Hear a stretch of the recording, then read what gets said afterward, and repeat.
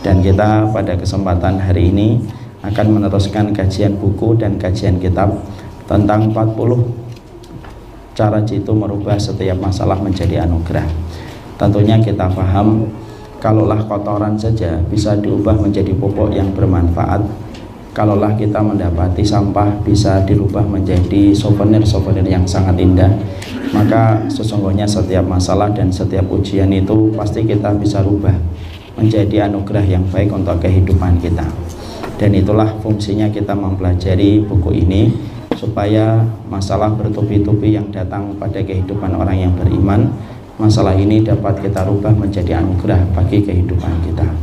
Kepada Allah kita meminta semoga kita diringankan dalam setiap masalah yang kita peroleh. Amin insyaallah. Kemarin kita telah membahas di antara cara jitu bagaimana kita merubah setiap masalah menjadi anugerah pada kehidupan kita, yaitu adalah bagaimana kita memperbanyak istighfar yang kita lantunkan kepada Allah. Jadi orang ketika sedang mendapatkan sapaan ujian, masalah, problematika yang datang pada hidupnya, entah itu yang datangnya tiba-tiba atau yang datangnya mendadak, ataupun yang datangnya memang sudah direncana, maka yang dilakukan dan dinasihatkan oleh para ulama memperbanyak istighfar yang kita lantunkan kepada Allah. Karena bedanya antara istighfar dengan taubat itu selalu identik dengan dosa, tetapi istighfar itu identik dengan keimanan kita kepada Allah. Kalaulah taubat itu menunggu kita dengan dosa, kalau istighfar kita itu tidak perlu menunggu kita melakukan dosa. Makanya setiap orang yang mendapatkan masalah dan problem dalam hidupnya, maka yang dilakukan dan dikerjakan adalah bagaimana dia ketika mendapatkan masalah itu, dia memperbanyak istighfarnya dia kepada Allah. Karena Rasulullah Shallallahu Alaihi Wasallam bersabda, "Man kasural istighfar ja'alallahu min kulli dzikin makhrajan." Karena Rasulullah Shallallahu Alaihi Wasallam menyampaikan, barang siapa yang melazimi istighfar dalam setiap kehidupannya dan setiap kesempatannya, Allah itu akan jadikan setiap kesempitan itu menjadi kelapangan kalau dia melazimi istighfar yang dia lantunkan. Jadi istighfar itu kayak kunci yang membuka gelapnya kamar yang kita miliki, Ibu. Makanya kalau ketika kita lagi ada masalah, pertengkaran yang kita lalui, perkara yang menyesakan dada kita, yang membuat kita susah bernafas ketika masalah itu datang bertubi-tubi pada kehidupan kita, maka syariat itu memberikan arahan dan memberikan petunjuk. Diperbanyak istighfar pada saat itu, karena sesungguhnya istighfar itu mampu menurunkan pertolongan sebagaimana Allah menurunkan air hujan. Makanya orang kalau di daerahnya kering, lalu ingin supaya turun hujan kepada daerah itu, maka para ulama mengatakan disuruh istighfar. Kalau istighfar saja bisa mengundang air hujan, berarti istighfar itu bisa mengundang solusi yang datang dari Allah. Karena Allah itu senang kepada mereka yang beristighfar. Bahkan saya pernah menyampaikan dalam satu riwayat, saya pernah menyampaikan dan sering mengulang-ulang bagaimana Nabi Yunus ketika mendapatkan masalah diterkam dengan ikan paus, maka yang dilakukan oleh Nabi Yunus itu adalah beristighfar.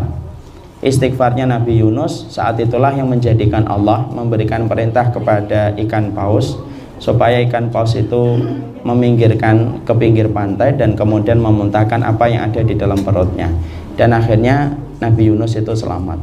Berarti istighfar itu betul-betul menjadikan yang sempit itu menjadi lapang, disebabkan istighfar yang kita lantunkan dan kita lazimkan.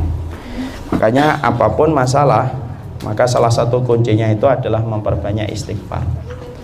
Saya mungkin pernah menyampaikan sebuah kisah nyata dari negeri Mesir, bagaimana kekuatan istighfar itu merubah banyak masalah menjadi sebuah anugerah. Ada seorang dokter terkenal di daerah Mesir, yang beliau ini sangat terkenal di daerah Mesir. Lalu dokter ini diminta untuk mengisi satu seminar yang cukup penting di kota yang cukup jauh dari negeri Mesir. Maka beliau kemudian akan menaiki pesawat, dan ketika akan menaiki pesawat, tiba-tiba cuaca itu tidak mendukung. Jadi akhirnya istighfar itu merupakan bagian dari kunci untuk membuka penatnya masalah dan problem yang kita hadapi dan kita dapatkan. Makanya Nabi Yunus kemudian beliau itu beristighfar kepada Allah ketika beliau di dalam perutnya ikan paus. Dan akhirnya dengan istighfar yang diucapkan dan dilantunkan oleh Nabi Yunus, Allah menyelamatkan Nabi Yunus dari perutnya ikan paus. Makanya Allah menyampaikan falaula annahu kana minal musabbihin la labisa fi batnihi ila yaumi yub'atsun. Kalaulah Yunus itu bukan menjadi orang yang selalu mengingat Allah dan bertasbih kepada Allah, maka kami akan biarkan Yunus itu berada pada perutnya ikan paus sampai hari kiamat nanti. Berarti istighfar itu sesuatu yang sangat luar biasa. Tidak ada yang mampu memahami betapa dahsyatnya istighfar kecuali orang yang beriman kepada Allah dan memahami bagaimana bahasa lisannya para nabi ketika para nabi itu selalu melazimi istighfar dalam setiap waktunya dan setiap saatnya. Sehingga tidak perlu menunggu dosa baru kita beristighfar, karena istighfar itu identitas orang yang beriman. Taubat itu identitas mereka yang berdosa ketika mereka menyesal, tetapi istighfar itu tidak perlu menunggu dosa. Maka kita beristighfar supaya yang sempit itu dilapangkan, supaya yang jauh itu menjadi dekat ketika kita memperbanyak istighfar kita kepada Allah.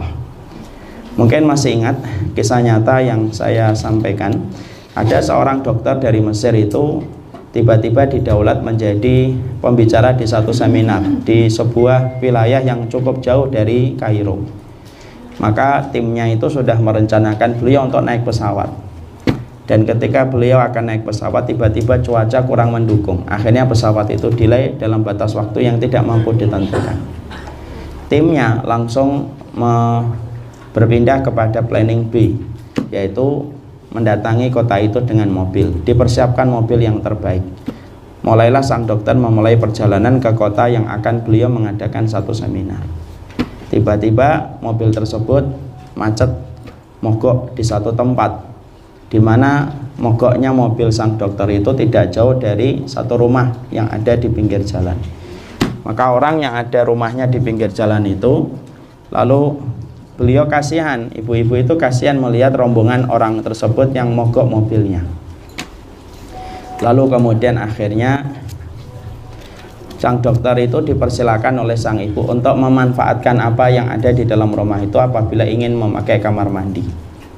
Maka dokter akhirnya memakai kamar mandi itu tanpa tahu bahwasanya sang ibu itu punya anak yang menderita penyakit, dan sang ibu juga nggak tahu kalau yang dia persilakan masuk ke rumahnya itu adalah seorang dokter. Dokter masuk, kemudian ngelewatin orang yang sedang tergeletak lemah di atas tempat tidurnya, sempat menarik perhatian sang dokter, cuma dia langsung ke kamar mandi. Habis dari kamar mandi, barulah beliau keluar dari kamar mandi. Beliau lalu penasaran dengan anak tersebut. Jadi akhirnya sang dokter itu kemudian bertanya kepada anak yang tergeletak lemah. Lalu kemudian beliau bertanya, ini sakit apa? Lalu sang ibu menjawab, ini sakit ini didiagnosa oleh dokter di sekitar kami. Lalu karena sang dokter itu tahu bagaimana kondisi sang anak tersebut, maka sang dokter berkata, ini harusnya dibawa ke Kairo supaya ditangani dengan penanganan secara maksimal. Lalu kemudian sang ibu berkata, sebenarnya saya sudah berusaha membawa ke Kairo. Ada salah satu dokter yang dirujuk oleh dokter-dokter di kota kami, tapi 2 kali saya datang ke Kairo, tetapi saya tidak berhasil menemui beliau. Sang dokter itu kemudian penasaran, siapa nama dokter yang ibu tuju dan menjadi referensi dokter ke sini ketika ibu datang ke Kairo. Disebutkanlah nama sang dokter itu, dan ternyata itulah sang dokter yang sebenarnya dicari ibu itu 2 kali. Kaget sang dokter itu, sampai akhirnya sang dokter itu kemudian melanjutkan safarnya untuk mengisi seminar. Beliau mengutus satu tim khusus untuk mengambil anak tersebut. Dibawalah kemudian anak itu ke Kairo, ditangani sama beliau, dioperasi, dan dengan izin Allah membaik. Sang dokter itu setelah operasi, beliau itu berpikir keras, ini amalan ibu ini apa ya, sampai bisa menjadikan pesawat saya itu gagal untuk take off, dan kemudian delay dengan batas waktu yang tidak mampu ditentukan, dan bisa menjadikan mobil saya mogok tepat di depan rumahnya, padahal tidak ada yang bisa melakukan itu semuanya kecuali pasti karena Allah yang mengaturnya. Lalu sang dokter mendatangi ibu itu, dan ketika bertanya kepada ibu itu, apa sih yang ibu lakukan sampai mendapatkan kekuatan pertolongan yang sangat besar dari Allah semacam itu? Maka sang ibu itu mengatakan, saya tidak punya amalan apa-apa sang dokter. kecuali satu amalan yang sering saya lakukan. Amalan yang sering saya lakukan adalah saya tidak pernah lepas istighfar setiap hari dan setiap waktu. Maka sang dokter itu langsung mendapatkan kisah itu dan diceritakan oleh beliau dalam banyak kesempatan. Disinilah kita pahami, Bu, bahwasanya masalah itu apabila diiringi dengan istighfar, tidaklah setiap masalah yang diiringi dengan istighfar kecuali yang besar menjadi kecil, kecuali yang berat menjadi ringan. Makanya saya pernah juga mendapati sebuah kisah dari salah satu jamaah saya yang memberikan testimoni sendiri bagaimana kekuatan istighfar itu beliau rasakan.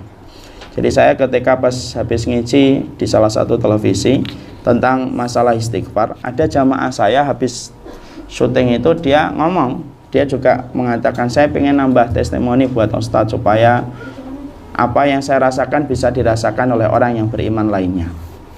Beliau berkata, maka saya ini pernah mendapati masalah berat di dalam rumah tangga.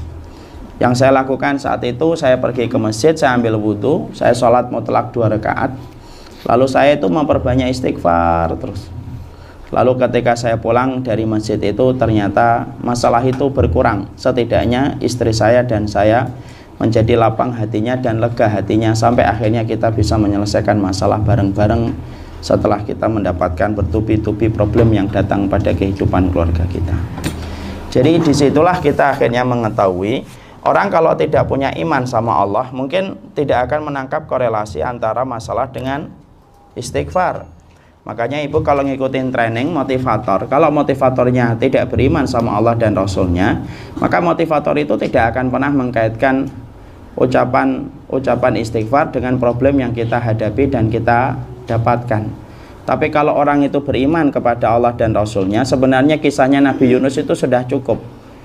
Gimana kita membayangkan Nabi Yunus di dalam perutnya ikan paus sampai diselamatkan oleh Allah, sampai dimuntahkan kembali oleh ikan paus, itu disebabkan ucapan istighfar yang diucapkan oleh Nabi Yunus, dan itulah yang kita ucapkan, la ilaha illa anta subhanaka inni kuntu minadh dhalimin. Itu istighfarnya Nabi Yunus. Makanya setiap masalah maka ambil air wudhu, kemudian sholatlah sholat sunat mutlak kalau memang tidak ada waktu-waktu sholat khususnya. Misalkan ibu jam 2 sholat apa Ustaz? Duha selesai, ya sudah sholat sunat mutlak 2 rakaat. Lalu kemudian ibu memperbanyak istighfar. Orang yang memperbanyak istighfar, maka masalah sebesar apapun akan dibuat ringan oleh Allah, karena istighfar itu adalah kunci untuk melapangkan hati kita dan melapangkan jiwa kita. Makanya orang yang beristighfar itu selalu disertai oleh Allah dengan banyak kebaikan, dan kita harus yakin dengan itu. Mungkin kisah nyata yang pernah juga ibu dengarkan, saya pernah baca di salah satu sirahnya Imam Ahmad. Imam Ahmad itu pernah mau datang ke satu kampung, satu kota, tapi dia tidak tahu alasan apa kenapa dia pengen datang ke kota itu. Sampailah beliau ke kota itu, dan ketika sampai di kota itu, Imam Ahmad bingung apa yang harus dilakukan di kota itu. Karena beliau bingung, beliau bermalam di masjid. Dan ketika beliau bermalam di masjid, tentunya pada saat itu kota tersebut tidak memperkenankan orang untuk tidur di masjid. Lalu diambillah, lalu diusirlah Imam Ahmad. Kok setingkat Imam Ahmad bisa diusir? Beliau kan ulama besar. Orang pada saat itu tidak tahu kalau beliau itu adalah seorang imam besar, Imam Ahmad bin Hanbal rahimahullahu ta'ala. Pada saat itu belum ada Facebook, dan saat itu belum ada Instagram. Jadi nggak kelihatan kalau itu adalah Imam Ahmad. Ketika diusir, ada orang di pinggir masjid yang melihat Imam Ahmad, tapi juga tidak tahu kalau itu Imam Ahmad. Dideketin orang itu dan berkata, kamu musafir? Iya, saya musafir. Sudah, kalau memang kamu tidak diizinkan tidur di masjid, tidur saja di rumah saya. Dan kemudian Imam Ahmad bertanya, kamu ini pekerjaannya apa? Saya adalah tukang roti, tukang ngadon roti. Lalu Imam Ahmad menyambut ajakan orang tersebut. Tidurlah beliau di rumah, ditempatkan di satu kamar. Ketika ditempatkan di satu kamar, lamat itu Imam Ahmad mendengar Sahibul Bait itu beristighfar terus malam itu. Sampai Imam Ahmad ketika saat mau istighfar, Imam Ahmad tuh mikir, ini orang kok dari tadi tidak lepas-lepas ya istighfarnya. Dibuka pintunya kamar, didatangi tukang adonan tepung itu. Lalu dilihatnya bahwasanya tukang itu sedang adon tepung untuk membuat roti sembari beristighfar. Imam Ahmad bertanya, emang kalau kamu membuat roti kayak gini? Iya, maksudnya. Kalau ada tukang roti kayak gitu, ayo Bu kita borong Bu, insya Allah. Amin, kamu selalu membuat roti kayak gini. Iya. Apa yang Allah kasih kepada kamu setelah kamu itu melazimi istighfar dari waktu lama, dari waktu muda kamu melazimi yang semacam ini. Maka tukang roti itu berkata, semua permintaanku dikabulkan oleh Allah, kecuali satu yang belum dikabulkan oleh Allah. Apa itu? Saya ingin supaya Imam Ahmad itu bermalam di rumahku. Dan barulah Imam Ahmad kaget ketika beliau mengatakan, sayalah Imam Ahmad. Dan barulah saya tahu kenapa saya disuruh datang ke sini, karena ternyata Allah ingin mengabulkan doanya seorang tukang roti yang selalu beristighfar setiap waktunya. Istighfar itu Ibu, dia kayak deterjen, beda dengan tasbih. Ustadz, mana yang lebih baik bagi saya, tasbih atau istighfar Ustadz? Tasbih itu kayak pewangi Ibu, tapi kalau istighfar itu kayak deterjen. Malaikat itu identik dengan tasbih, tidak identik dengan istighfar. Manusia itu identik dengan istighfar, walaupun boleh sesekali bertasbih. Kenapa malaikat itu bertasbih Ustadz? Karena malaikat tidak punya dosa. Tasbihnya malaikat itu menjadi pewangi untuk mereka. Itulah tasbihnya para malaikat. Kenapa manusia itu selalu beristighfar? Karena sesungguhnya manusia itu beristighfar, karena sesungguhnya manusia itu banyak sekali melakukan dosa dan kemaksiatan. Makanya manusia itu lekat dengan istighfarnya dia. Dan Allah mencintai manusia yang selalu beristighfar setiap waktu dan setiap saat. Maka disitulah kita paham bahwasanya istighfar itu adalah dominan bagi orang yang beriman kepada Allah dan Rasulnya. Jadi orang yang sedang mendapatkan masalah, tidak ada ucapan yang dia lakukan kecuali adalah memperbanyak istighfar. Nabi Adam contohnya. Nabi Adam itu memiliki masalah ketika beliau diturunkan dari surga. Tapi ucapannya Nabi Adam ketika beliau mendapatkan masalah dikeluarkan dari surga. Apa ucapan Nabi Adam di dalam zikirnya? Nabi Adam itu mengucapkan Rabbana dzalamna anfusana wa illam taghfir lana wa tarhamna lanakunanna minal khasirin. Itu istighfarnya Nabi Adam. Dan istighfar itu ucapannya itu banyak Ibu. Istighfar itu bukan hanya satu, tapi istighfar itu bermacam-macam redaksi yang bisa kita lakukan ketika kita beristighfar. Ada astagfirullah, ada astagfirullahaladzim, ada rabbi fir warham innaka antal a'azul akram, ada rabbana dzalamna anfusana. Itu merupakan bagian dari istighfarnya seorang manusia kepada Allah. Tapi yang jelas, orang yang kemudian mereka mendapatkan masalah, perkara yang dilazimi adalah memperbanyak istighfarnya, maka masalah itu akan dibuat ringan oleh Allah. Karena itulah janji yang Allah sampaikan kepada orang yang beriman. Makanya Rasulullah SAW menyampaikan dalam hadis, man aksara minal istighfar ja'alallahu min kulli hammin mahfarhan wa min kulli dhikin makhrajan. Makanya Rasulullah sampai mengatakan, memberikan garansi, walaupun hadis ini sebagian ulama mengatakan dhaif, tetapi tidak bertentangan dengan hadis yang lebih kuat, artinya masih bisa dijadikan hujjah. Rasulullah mengatakan, barang siapa yang memperbanyak istighfarnya, maka Allah akan menjadikan setiap kesedihan itu menjadi kegembiraan, dan menjadikan setiap kesempitan itu menjadi kelapangan, dan menjadikan dia itu mendapatkan rezeki yang tidak pernah dia sangka-sangka. Itulah orang yang memperbanyak istighfarnya kepada Allah Subhanahu wa Ta'ala. Dan saya mengingatkan, istighfar itu, manusia itu terbagi menjadi dua waktu ketika beristighfar, Bu. Nggak usah ditulis, didengarkan dulu aja. Ada orang yang selalu istighfar itu di waktu lapang dan di waktu sempit. Inilah istighfar yang paling sangat-sangat Allah cintai.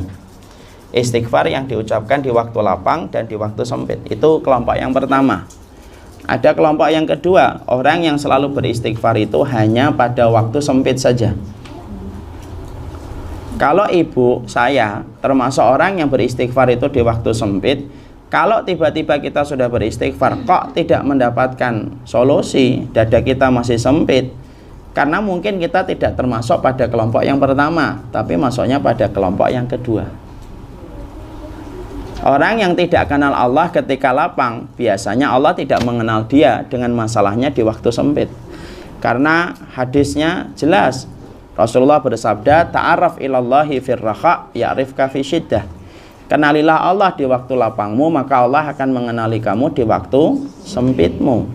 Dan orang yang beristighfar itu, para ulama mengatakan ada dua tipenya manusia yang istighfar itu. Ada orang yang istighfar di waktu lapang dan sempit. Orang yang pertama ini berkesempatan besar ditolong oleh Allah ketika dia melewati masalah di waktu sempitnya. Kenapa? Karena didapatkan istighfarnya itu di waktu lapang. Nabi Yunus yang saya sampaikan tadi, Nabi Yunus itu tipe yang pertama, bukan tipe yang kedua, Bu. Jangan kita memiliki anggapan dan persepsi Nabi Yunus baru istighfarnya itu ketika di dalam perutnya ikan paus. Salah. Nabi Yunus itu punya satu tempat yang beliau sering jadikan tempat itu beristighfar. Sampai-sampai malaikat saja kenal istighfarnya Nabi Yunus. Sampai malaikat itu berkata, sesungguhnya Yunus itu selalu beristighfar di tempat ini. Makanya ketika Yunus di dalam perutnya ikan paus, maka beliau tetap melanjutkan kebiasaannya yang beristighfar itu walaupun di dalam tempat yang berbeda. Makanya sampai malaikat dalam hadis riwayat Tirmidzi, malaikat itu sampai berkata, "Ya Allah, kami kenali suara ini." Jadi maaf ya Ibu, kalau kita beribadah itu malaikat itu mengenali siapa di antara manusia yang beribadah. Malaikat itu berkata, "Kami kenali suara ini, tapi suara ini yang aneh itu dia istighfarnya dan zikirnya bukan di tempat biasa, pada tempat yang kami tidak ketahui." Jadi malaikat itu tidak tahu semuanya perkara itu, enggak. Dan kami tidak tahu di mana dia beristighfar, tapi suaranya ini kami kenal. Maka Allah kemudian menjawab dalam hadis riwayat Tirmidzi, itu adalah suara zikirnya Yunus yang pindah tempatnya dari tempat biasanya karena dia sekarang berada di dalam perutnya ikan paus. Jadi Allah itu nolong Nabi Yunus itu karena ya Nabi Yunus itu tipe orang yang beristighfar di waktu lapang dan di waktu sempit. Makanya Allah kemudian mengenali Nabi Yunus di waktu sempitnya ketika Nabi Yunus mengenal Allah di waktu lapangnya. Ada tipe yang kedua, ada tipe orang yang baru beristighfar ketika sempit. Walaupun ini juga mendingan daripada orang yang tidak pernah beristighfar, bahkan ketika ujian pun tidak pernah beristighfar. Tapi saya cuma mengharapkan kalau Ibu termasuk orang yang kedua, saya termasuk yang kedua, kok tiba-tiba istighfar kita kok tidak menjadikan kita mendapatkan solusi, maka suudzon sama diri kita dan tetap husnudzon sama Allah. Suudzonnya gimana kepada diri kita? Oh, mungkin karena saya itu kenal Allah di waktu sempit, saya tidak kenal Allah di waktu lapang. Makanya Allah nguji saya ini sampai Allah belum memberikan kelapangan dalam hidup saya karena Allah tidak melihat saya mengingatnya ketika di waktu lapang. Karena banyak manusia kemungkinan besar ketika dia sudah memperbanyak istighfar tapi ternyata kok dia tidak mendapatkan solusi, maka bisa jadi yang disalahkan itu Allah, yang digugat itu takdirnya. Katanya istighfar menjadikan yang sempit lapang. Mana saya tetap gini-gini aja, masalah saya tidak kelar-kelar. Nah, itu jawabannya adalah mungkin kamu mengingat Allah di waktu sempit tetapi tidak pernah mengingat Allah di waktu lapang. Nah, istighfar itu ada batasan nominalnya, Ustadz. Tidak ada batasan nominalnya.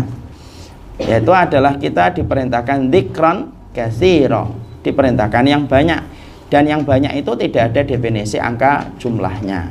Bisa jadi kita 1000 boleh, 2000 boleh, 100 boleh. Diperbanyak istighfar itu, dan istighfar itu pada waktu-waktu selain ibadah maka tidak ada batasannya, kecuali pada waktu ibadah. Contoh, zikir habis sholat, nah itu waktu ibadah. Kalau waktu ibadah istighfarnya kita berapa kali? 3. Istighfar Kak. Istighfarnya berapa kali? 3 kali. Kenapa kita kalau habis sholat itu istighfar? Karena bisa jadi ada sholat kita yang salah dan ada sholat kita yang tidak khusyuk, makanya kita beristighfar kepada Allah. Lah itu 1 kali. Maka sama pula dengan kita membaca kafaratul majlis. Kafaratul majlis itu istighfar atau tidak istighfar? Istighfar. Berapa kali? 1 kali atau 100 kali? 1 kali. Kalau 100 kali tidak pulang-pulang kita kan, 1 kali saja. Kalau istighfar itu kaitannya dengan ibadah, maka ada bilangannya. Kalau habis sholat 3 kali, kalau habis majelis ilmu 1 kali, itu ada bilangannya. Tapi kalau istighfar itu tidak pada tempat-tempat yang ada kaitannya dengan ibadah, artinya waktunya umum, tidak waktu sholat, tidak waktu habis taklim, maka istighfarnya itu sebanyak-banyaknya kita beristighfar kepada Allah Subhanahu wa Ta'ala dan tidak ada batasan yang membatasi. Boleh nggak Ustadz kita memberikan batasan-batasan khusus? Contohnya 3000 kali 3333. Kalau kemudian sifatnya hanya membantu kita untuk mendidik kita supaya kita disiplin sampai pada bilangan-bilangan yang telah kita tentukan sendiri tanpa kita menyuruh orang lain, silahkan saja. Contoh, saya ini Ustadz melazimkan dan mewajibkan kepada diri saya harus satu hari itu istighfarnya 1000 kali. Tapi untuk saya saja. Dan saya tidak pernah mengatakan sama orang, ayo istighfarnya 1000 kali. Sunnahnya itu 1000 kali. Kalau dia tidak pernah nyuruh orang, hanya untuk kepada dirinya sendiri, supaya melatih dirinya sendiri untuk disiplin di dalam beristighfar, itu boleh. Tapi kalau dia melazimi satu bilangan tertentu, di mana ketika bilangan itu dia tentukan, lalu kemudian dia mewajibkan itu kepada orang lain, lalu orang lain itu tidak mencapai jumlah yang dia tentukan, lalu dia salahkan, nah itu yang tidak boleh. Saya kalau istighfar 3333. Saya ngomong sama tetangga juga gitu. Makanya kalau ada tetangga saya ngomong, Mbak saya baru 1000, wah kurang itu. Nah, itu maka itu tidak benar. Jadi istighfar itu selain dari batasan waktu yang telah kita kaitkan dengan ibadah, maka tidak ada batasannya. Dan istighfar itu kalau saya, Ibu kalau menanyakan kepada saya secara pribadi, Ustadz melazimkan bilangan tertentu ketika istighfar? Enggak, saya tidak pernah melazimkan. Diperbanyak saja tanpa kita hitung berapa jumlahnya, biar Allah yang akan menghitungnya ya, dan itulah yang lebih baik. Pakai alat atau tidak pakai alat, saya lebih memilih tidak pakai alat ketika beristighfar kepada Allah. Kenapa? Karena anggota tubuh yang kita pakai ketika kita beristighfar, maka itulah anggota tubuh yang kelak akan memberikan kesaksian kepada Allah atas apa yang kita lakukan bersama anggota tubuh yang kita kondisikan anggota tubuh itu untuk beribadah kepada Allah. Dan itu yang kita harus mengerti. Itulah yang disebut dengan